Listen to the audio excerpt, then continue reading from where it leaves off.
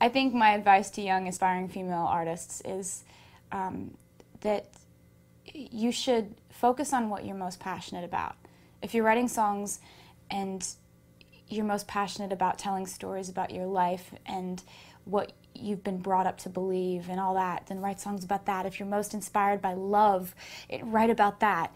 Write about what you care about. Just because everybody's writing songs about parties and like hanging out, like if you're not passionate about it, don't write about it. You can edit out whatever you want to edit out if you don't care about it. That's the rules of songwriting, because there aren't any. Growing up, I had so many different idols in music and in songwriting.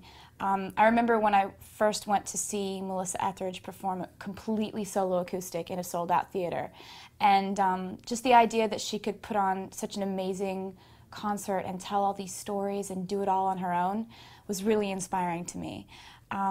Looking back when I think of women who rock, I think of so many different artists like Pat Benatar and Shania Twain and the Dixie Chicks and Faith Hill and Stevie Nicks, and people who I can't believe I've gotten to meet now. So it's unbelievable to look back on the music they've created and the effect they had on my life.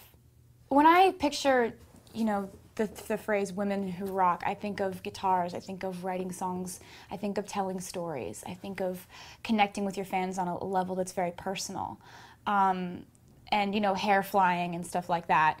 Those are all things that spoke to me in artists that I loved and looked up to. And now I'm so excited that I get to make music that people hear. I used to write songs in my bedroom, and I'd write the song and I'd be happy because I'd just written a new song, and then I'd be worried that I'd never get to play it for a lot of people, that people would never hear it. And